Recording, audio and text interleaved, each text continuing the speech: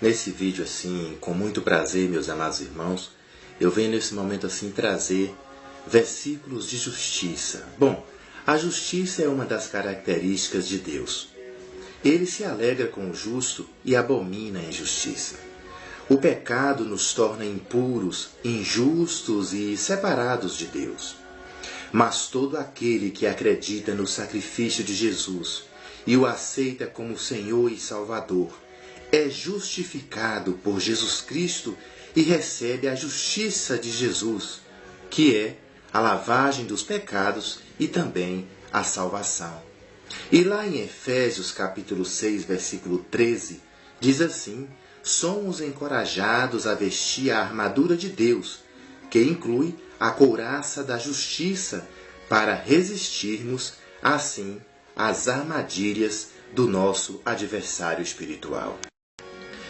E ainda aqui em 1 Pedro, capítulo 2, versículo 24, diz o seguinte: Ele mesmo, o Senhor Jesus Cristo, levou em seu corpo os nossos pecados sobre o madeiro, a fim de que morrêssemos para os pecados e vivêssemos para a vida. Por suas feridas nós somos assim curados. Repetindo, 1 Pedro, capítulo 2, versículo 24, diz assim: o Senhor Jesus levou em seu corpo os nossos pecados sobre o madeiro, a fim de que morrêssemos para os pecados e vivêssemos para a justiça, ou seja, para a vida eterna.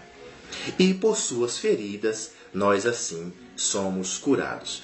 Outro versículo de justiça está em Eclesiastes 9:11, que diz o seguinte: percebi ainda outra coisa debaixo do sol.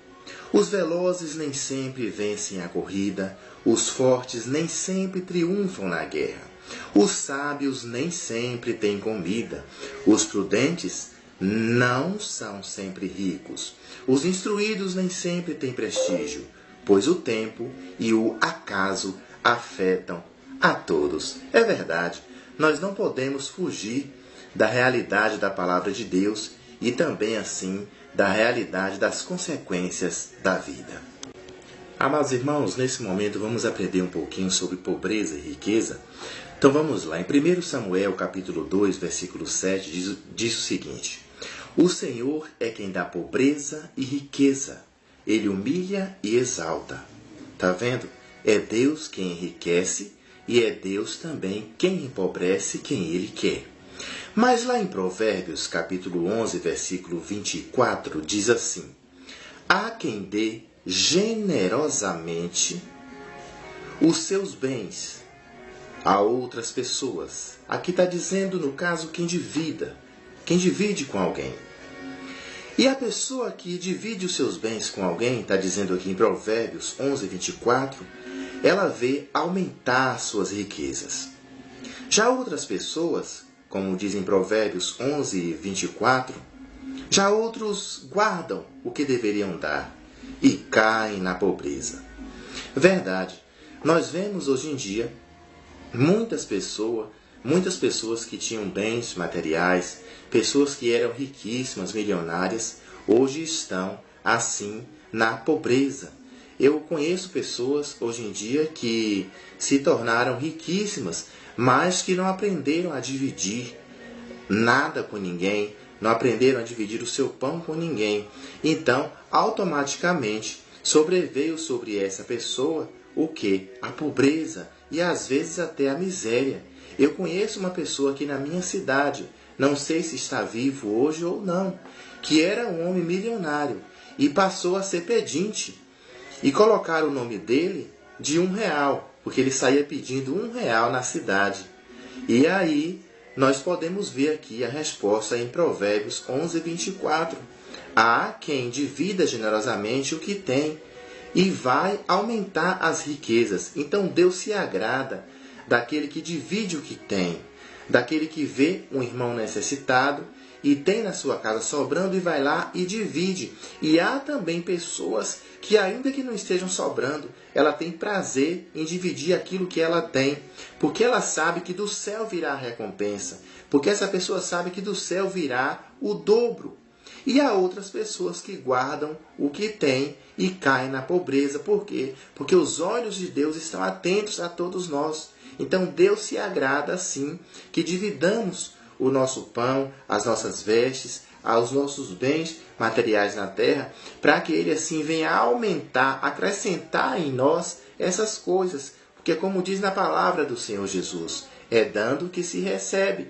E também há outro versículo que eu vou procurar daqui a pouco, que diz: lança o teu pão sobre as águas e depois de muitos dias o acharás. Quer dizer, você que ajuda alguém necessitado hoje, amanhã você vai precisar da mesma ajuda. E você vai encontrar ajuda por quê? Porque você ajudou, Deus vai também usar uma pessoa para te ajudar. E esse pão que você lançou na água, digamos que a água é aquela pessoa que estava com sede. O que vai acontecer com o teu pão? Ele vai crescer, ele vai render. Põe o pão na água para você ver, ele incha. Então o pão, quando você divide, Deus devolve para você em dobro. Quer dizer, algo maior assim da parte do Senhor Jesus. Irmãos, há também um versículo importante em Provérbios, capítulo 10, versículo 15, que diz o seguinte: a riqueza dos ricos é a sua cidade fortificada, mas a pobreza dos pobres é a sua ruína. Quer dizer, mas a pobreza é a ruína dos pobres. Bom, mas a pobreza é a ruína dos pobres. E assim vice-versa. Bom, voltando aqui para esse capítulo de Provérbios, capítulo 10, versículo 15, veja bem, se você não quer ser rico e também não quer ser pobre, então peça a Deus para que você tenha o suficiente para que não te falte nada na tua casa e nem na sua família. Eis aqui um mistério. Na Bíblia diz, tem alguém dizendo ali em Eclesiastes: Senhor, que eu não tenha nem riqueza e nem pobreza, mas que eu tenha o necessário para sobreviver. Eu também vou estar procurando daqui a pouquinho esse capítulo e esse versículo e estar assim postando para vocês, porque é muito interessante isso daqui. Como eu havia dito para vocês que eu ia procurar o capítulo e o versículo que diz: lança o teu pão sobre as águas, porque depois de muitos dias o acharás. E está aqui, está em Eclesiastes capítulo 11, versículo 1, que diz o seguinte, eu acabei de ler: lança o teu pão sobre as águas, porque depois de muitos dias o acharás. Agora eu vou estar assim, procurando o outro versículo que eu prometi. Irmãos, olha só que capítulo e que versículo bonito. Está em Hebreus, capítulo 13, versículo 5, que diz o seguinte: conservem-se livres do amor ao dinheiro e contentem-se com o que vocês têm, porque Deus mesmo disse: nunca o deixarei e nunca o abandonarei. Que versículo lindo! Deus pedindo que nós venhamos assim nos contentarmos com o que nós temos aqui nessa terra, porque o melhor está em nós, é a presença do Senhor Jesus Cristo em nosso coração, através do seu Santo Espírito. O melhor está em nós, é a palavra de Deus dizer: nunca te deixarei e nunca te abandonarei. Então Todo-Poderoso está em seu coração. Isso é que é o mais importante, é o Espírito Santo do Senhor Jesus nunca nos abandonar.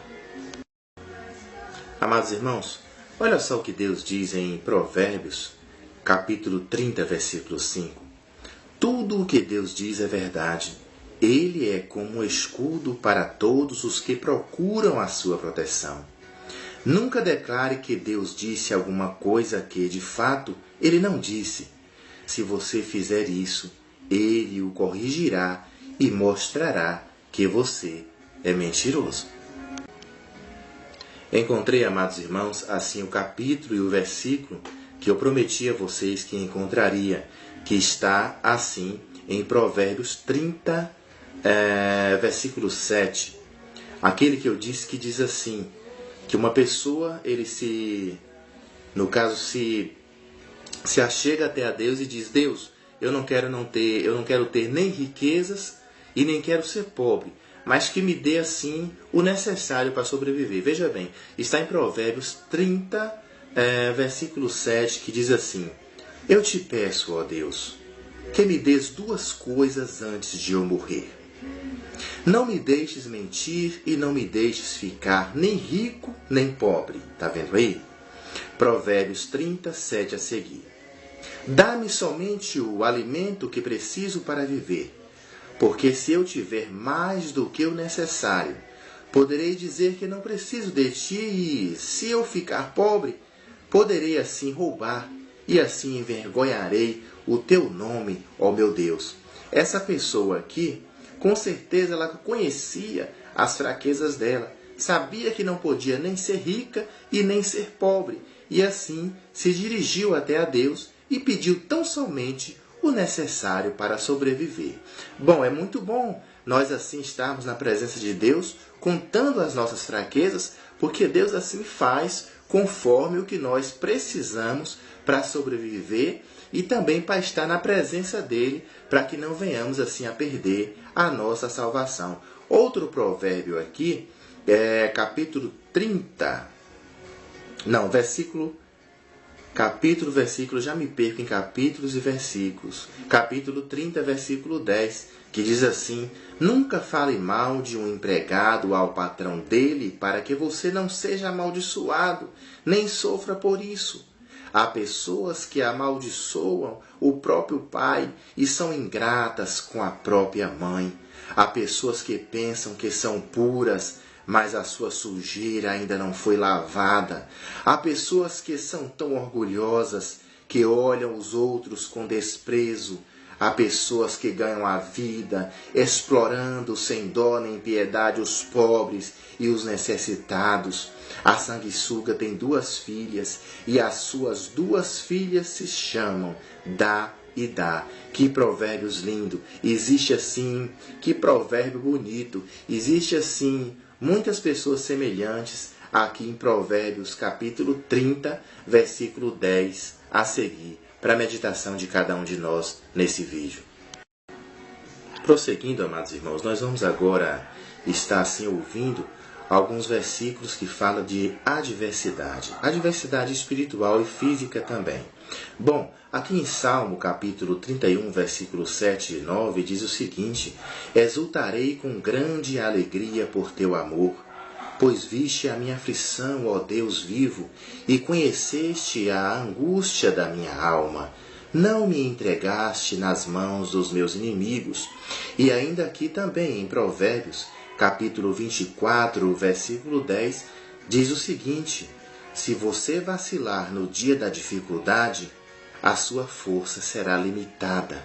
Verdade, no tempo da dificuldade, no tempo da adversidade, quer seja ela espiritual, quer seja ela física, aí é que você tem que recorrer a Deus, continuar pagando o preço para que o Senhor Jesus venha assim envergonhar os teus adversários espirituais e físicos também.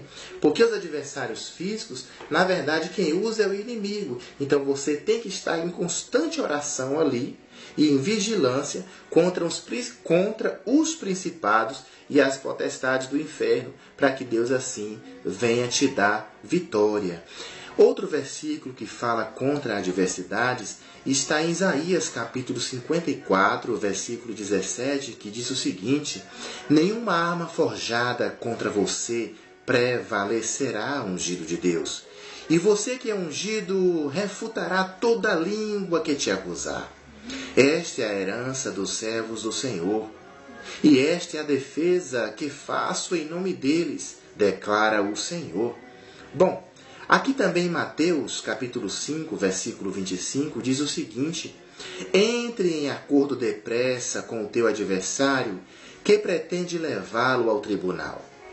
Faça isto enquanto ainda estiver com ele a caminho, pois, caso contrário, ele poderá entregá-lo ao juiz e o juiz ao guarda, e você poderá ser jogado na prisão. Isso está em Mateus, capítulo 5, versículo 25. Aqui o Senhor Jesus nos aconselha a fazermos as pazes com os nossos inimigos, a estarmos assim pedindo perdão, a estarmos assim aceitando o perdão, porque se o teu inimigo, enquanto ele está contigo a caminho, se ele por um acaso te entregar ao juiz, esse juiz pode ser um juiz aqui da terra e pode ser também o juiz supremo, o Pai do nosso Senhor Jesus Cristo. E aí o juiz, o que ele faz? Ele vai entregar você, tanto o juiz físico quanto o juiz espiritual, ele vai entregar você, já que o espiritual, ele vai te entregar, no caso assim, nas mãos de atormentadores, coisas espirituais, são coisas profundas. Já o juiz da terra, ele vai te entregar ao guarda. E o que acontece? O que diz aqui? Prosseguindo no versículo de Mateus, capítulo 5, versículo 25. E você assim, quando for entregue ao guarda, você poderá ser jogado na prisão. Ao juiz supremo, ele pode te jogar numa prisão que eu digo assim, ele pode te fazer passar por uma situação tremendamente delicada na presença dele, para que ele julgue a tua causa, para que você pague o preço por aquilo que você fez ao teu irmão, que vocês assim não pediram perdão, um não pediu perdão, o outro ficou aquele negócio no meio do caminho. E ele foi lá, recorreu a Deus, e Deus fez justiça a você, ou a alguém que pecou contra você. Já o juiz da terra, com certeza você já sabe como é que é o processo. O juiz vai entregar você ao guarda, e o guarda assim poderá pegar você e lançá-lo na prisão, se você assim não tiver um bom advogado. Bom, aqui em Lucas também, capítulo 18, versículo 7, diz o seguinte: acaso Deus não fará justiça aos seus escolhidos que clamam a Ele dia e noite? Continuará fazendo nós assim a esperarmos? Podemos, pois, dizer com confiança: o Senhor é o meu ajudador, não temerei. Não temerei o que me podem me fazer os homens. Isso está em Hebreus, capítulo 13, versículo 6. E também aqui em Salmo, capítulo 9, versículo 9, diz o seguinte: o Senhor é refúgio para os oprimidos, uma torre segura na hora da adversidade. Então, para você que está passando por adversidades espirituais e físicas, tão somente se recorra ao Senhor Jesus Cristo, peça socorro e refúgio em Deus, e o Senhor Jesus vai estar sendo para você assim uma torre segura contra os teus adversários, tanto espirituais quanto físicos. Agora eu tenho uma palavra, já assim no finalzinho desse vídeo, para você que está afastado da igreja, para você que está assim afastado da presença do Senhor Jesus. Uma palavra que está assim em Apocalipse, capítulo 2, versículo 15, que diz o seguinte: lembra-te, pois, de onde caíste, arrepende-te e volta à prática das primeiras obras, e, se não, venho a ti e moverei do seu lugar o teu candeeiro, caso não te arrependas. Isso está em Apocalipse, capítulo 2, versículo 15. Volta, amado irmão, volta correndo. Deus está te esperando com os braços abertos. Bom, estou assim encerrando esse vídeo e chegou o momento de mandar aquele abraço. Eu deixo um abraço especial para toda a minha família, sem exceção de nenhum deles. Um abraço também para todos os meus irmãos de fé que estão assim comigo aqui em minha cidade, e um abraço também para vocês aqui do Face, todos sem exceção. Eu não posso citar o nome de todos porque são muitos, mas vou estar assim citando o nome daqueles que mais estão ali presentes o tempo inteiro, curtindo, comentando. Aí a gente grava o nome mais facilmente. Um abraço para você, Maria dos Anjos, Tião Cassal, Vera Lúcia Fernandes, Maria Lúcia Furtado, Edna dos Reis, Olga Ceboldi. Um abraço para você também, Rose Pedrosa, e fiquem todos na paz do Senhor Jesus. Mas antes de encerrar, eu vou estar deixando para vocês lerem em 1 Samuel, capítulo 20, versículo 41, que fala assim de amizade verdadeira. Um grande abraço e estamos aqui no Face. Até mais.